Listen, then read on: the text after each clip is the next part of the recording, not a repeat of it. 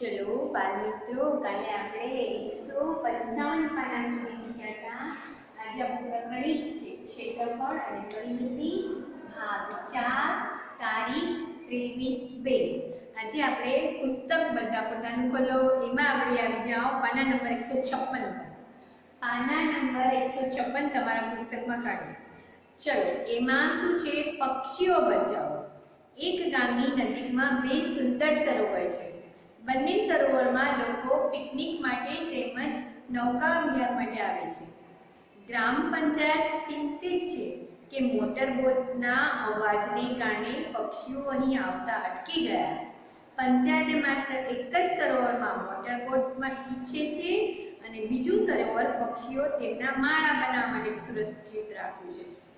હવે જુઓ, અહીંયા મેં તમને તમારા પુસ્તકમાં જેવું ચિત્ર છે એવી રીતે એટલા ખાના આખા, એટલા ખાના અડધા, એવી રીતે મેં આમાં દોરીને તમને બતાવ્યું છે। બરાબર?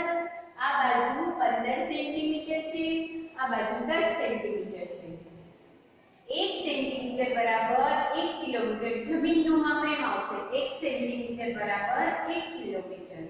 તમારા પુસ્તકમાં નીચે લખેલું છે કે 1 સેન્ટીમીટર બરાબર જમીન પર 1 કિલોમીટર લેવાનું। બરાબર? હવે ચલો તમારા પુસ્તકમાં પ્રશ્ન એ, ચિત્રમાં દર્શાવેલ સરોવર એ ની સીમાની લંબાઈ કેટલા સેન્ટીમીટર છે તે શોધવા માટે દોરીનો ઉપયોગ કરો।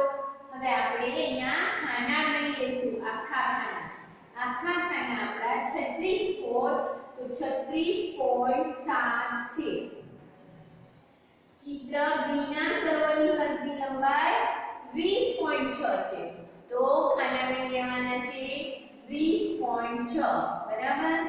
પછી આવે છે સી ક્વેશ્ચન, સરોવર એ ની જમીન પરની લંબાઈ કેટલા કિલોમીટર છે? હવે અહીંયા તમને માપ આપ્યું છે 1 સેન્ટીમીટર બરાબર જમીન પર 1 કિલોમીટર, તો સરોવર એ ની જમીન પરની લંબાઈ કેટલા કિલોમીટર છે?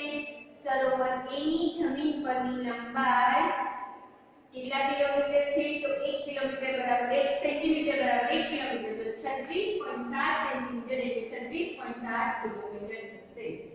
ડી, બી ની જમીન પર લંબાઈ કેટલા કિલોમીટર છે? તો બી ની જમીન પર લંબાઈ 20.6 સેન્ટીમીટર અને 20.6 કિલોમીટર। ડી પછી આવી જાઓ ઈ માં, તો ઈ માં સરોવર એ ની હદ વધારે હોવાથી તે પક્ષીઓ માટે સુરક્ષિત છે। હવે તમને ખબર પડી ગઈ સરોવર એ ની વધારે છે કે બી ની? તો સરોવર એ ની હદ વધારે છે, તેથી તે પક્ષીઓ માટે સુરક્ષિત છે, અને સરોવર બી મોટર બોટ માટે ચાલશે। બી સરોવર છે એ મોટર બોટ માટે ચાલશે, એ સરોવર પક્ષીઓ માટે સુરક્ષિત રહેશે। હવે એફ ક્વેશ્ચનમાં આવી જાઓ। એક ક્વેશ્ચન એમ છે કે ચિત્રમાં દર્શાવેલ સરોવર બી નું ક્ષેત્રફળ ચોરસ સેન્ટીમીટરમાં શોધો અને તેનું જમીન પરનું ક્ષેત્રફળ કેટલા ચોરસ કિલોમીટર થશે? બી નું ક્ષેત્રફળ ચોરસ સેન્ટીમીટરમાં શોધો, તો બી નું ક્ષેત્રફળ પૂરા ચોરસ અને અડધા ચોરસની સંખ્યા।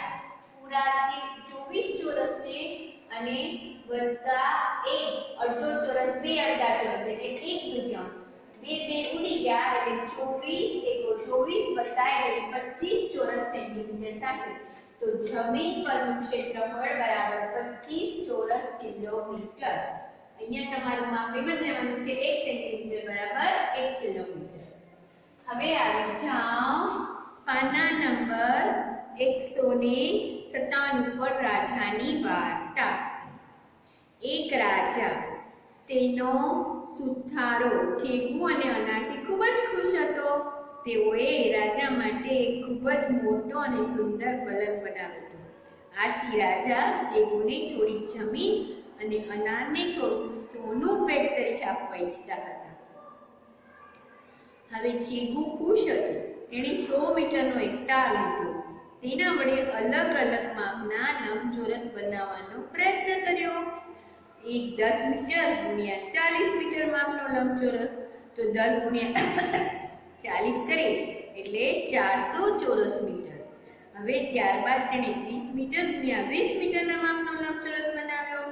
તો 30 ગુણ્યા 20 લંબચોરસનું ક્ષેત્રફળ બરાબર લંબાઈ ગુણ્યા પહોળાઈ. તો 30 ગુણ્યા 20 કર્યા એટલે 600 ચોરસ મીટર આવ્યો. બરાબર. ચલો તેનું ક્ષેત્રફળ શું તે પહેલા લંબચોરસ કરતા વધારે છે? હવે આપણે એ જોઈએ. હવે નીચેના પોઈન્ટમાં આવી જાઓ. હું જમીનનો એક ટુકડો લેવા ઈચ્છું છું. તે 800 ચોરસ મીટરનું ક્ષેત્રફળ ધરાવે છે. હવે આવી જાઓ. 100 ચોરસ મીટરના તારથી તે બીજા લંબચોરસ બનાવી શકે છે. તો કોનું ક્ષેત્રફળ વધુ હશે? ચીંગુની પત્નીને તારની મદદથી ચીંગુને વર્તુળ બનાવવાનું કહે છે. તે જાણતી હતી કે તેનું ક્ષેત્રફળ 800 ચોરસ મીટર થશે. ચીંગુ લંબચોરસ શા માટે પસંદ ન કર્યો? સમજાવો. જો હવે 100 મીટરના તારમાંથી લંબચોરસ બનાવી શકાશે. તો 45 મીટર ગુણ્યા 5 મીટરનું લંબચોરસ. તો લંબાઈ ગુણ્યા પહોળાઈ 45 ગુણ્યા 5 એટલે 225 ચોરસ મીટર. હવે બી 35 મીટર ગુણ્યા 15 મીટર લંબચોરસનું ક્ષેત્રફળ બરાબર લંબાઈ ગુણ્યા પહોળાઈ. તો 35 ગુણ્યા 15 બરાબર 525 ચોરસ મીટર. અને સી માં શું લીધું છે? 25 મીટર ગુણ્યા 25 મીટર. તો 25 મીટર ગુણ્યા 25 મીટર એટલે 625 ચોરસ મીટર. હવે કોનું ક્ષેત્રફળ વધુ થયું? તો તમને ખબર પડી ગઈ. તમારું એક તો 600 આવ્યો, બીજું આવ્યું 225 આવ્યો, 525 આવ્યો અને સી નું 625 આવ્યો. તો તમારું 625 ચોરસ સેન્ટીમીટરનું ક્ષેત્રફળ વધુ થયું. ચલો હવે તમે તમારા પેજ ઉઠાવો. પાના નંબર 158 પર આવી જાઓ. હવે આથી અનાર 800 ચોરસ મીટર જમીન ઘેરાઈ શકે તે પ્રમાણે હદ બનાવવાની વિવિધ પ્રયત્નો કરવા લાગ્યો. તેણે વિવિધ માપના લંબચોરસ A, B, C બનાવ્યા. તે પ્રત્યેક હદની લંબાઈ શોધો અને આ લંબચોરસ માટે તેને કેટલા સોનાના તાર મળશે? હવે A, B, C આપણે પછી જોઈએ છીએ. ચલો હવે આવી જાઓ 158 નંબરના પાના ઉપર. 158 નંબરના પાના ઉપર તમને આપ્યા છે A, B, C. હવે આપણે એની પરિમિતિ શોધશું. તો આપણે અહીંયા આવી જઈએ. લંબચોરસનું ક્ષેત્રફળ કયું એટલું વધારે થયું? 625 ચોરસ મીટર છે. તો વર્તુળ બનાવવામાં આવે તો તેનું ક્ષેત્રફળ 800 ચોરસ મીટર થાય. તેથી તેને કેટલી જમીન વધારે મળે? તો તે શું પસંદ કરશે? 800 ચોરસ મીટર ક્ષેત્રફળ ધરાવતી જમીન પસંદ કરશે. બરાબર. હવે પુસ્તકમાં તમને એ આપ્યું છે માપ 40 ગુણ્યા 20 મીટર. A નું માપ છે 40 ગુણ્યા 20 મીટર. પછી B નું માપ છે 80 ગુણ્યા 10 મીટર. 80 ગુણ્યા 10 મીટર. અને C નું માપ છે 800 ગુણ્યા 1 મીટર. 800 ગુણ્યા 1 મીટર. બરાબર. હવે એના તારની લંબાઈની પરિમિતિ શોધવાની છે. તો પરિમિતિ શોધવાનું સૂત્ર છે 2 કૌંસમાં લંબાઈ વત્તા પહોળાઈ. લંબાઈ 40, પહોળાઈ 20, 40 + 20 60 અને 2 ગુણ્યા 60 એટલે 120 મીટર. હવે B ની આપણે શોધીએ.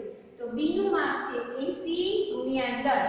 તો તારની લંબાઈની પરિમિતિ શોધવાની 2 કૌંસમાં લંબાઈ વત્તા પહોળાઈ.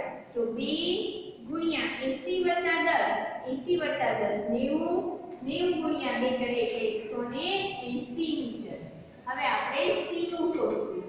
તો C નું માપ છે 800 મીટર ગુણ્યા 1.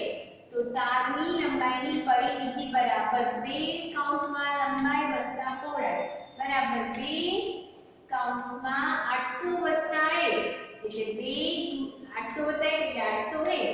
હવે 2 ગુણ્યા 801 કરીએ એટલે 1602 મીટર થશે.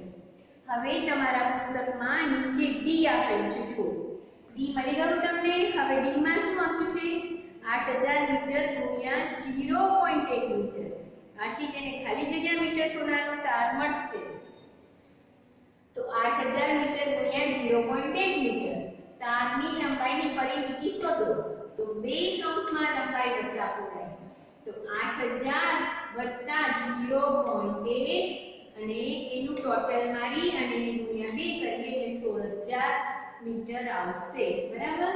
જો 16,000 મીટર। હવે નીચે પાછું પુસ્તકમાં એક આપ્યું છે કૌંસમાં નીચે કલર વાળામાં 80,000 મીટર હોય તો 1 સેન્ટીમીટર પહોળાઈ વાળા એક લંબચોરસ બનાવવાની કલ્પના કરો। તેની કેટલી લંબાઈ? આટલા સોનાના તારથી તે રાજા થઈ જશે? તો હા, જો કેવી રીતે કરશો? 80,000 મીટર ગુણ્યા 0.08। હવે લંબચોરસની લંબાઈની પરિમિતિ શોધો। તો 2 કૌંસમાં લંબાઈ વત્તા પહોળાઈ, તો 80,000 વત્તા 0.08। મેં અહીંયા રફમાં કર્યું છે 80,000 વત્તા 0.08 એટલે 80,000.08। એને ગુણ્યા આપણે કેટલા કરવાના છે સૂત્ર પ્રમાણે 2, તો એને ગુણ્યા 2 કર્યા એટલે 2 અને 0 ને 2 ગુણ્યા તો 0। 2 રકમ પછી પોઈન્ટ છે તો 2 રકમ પછી પોઈન્ટ મૂક્યું અને પછી પાછો આનો ગુણાકાર કરી નાખ્યો એટલે 1,60,000.02। એટલે આપણે ખાલી જમીન કેટલી મળશે? 1,60,000 મીટરની જમીન મળશે। આ મેં રફકામ તમને બોર્ડ ઉપર કરીને બતાવ્યું છે, બરાબર। હવે સાંભળો બરાબર, તમારા પુસ્તકમાં પાના નંબર 156, 157 અને 158 મેં આજે તમને 3 પાના ભણાવ્યા છે।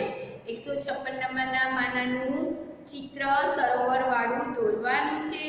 157 નંબરના પાનાના બધા જ દાખલા મેં બોર્ડ ઉપર કર્યા છે તે બરાબર પૂર્ણ કરવાના છે અને 158 નંબરના પાના સુધીનું લેસન પૂર્ણ કરવાનું છે। આજે આપણું આ પ્રકરણ 11 પરિમિતિ અને ક્ષેત્રફળ અહીંયા પૂર્ણ થાય છે। હવે આપણે નેક્સ્ટ વિડીયોમાં નવા પ્રકરણ સાથે મળીશું।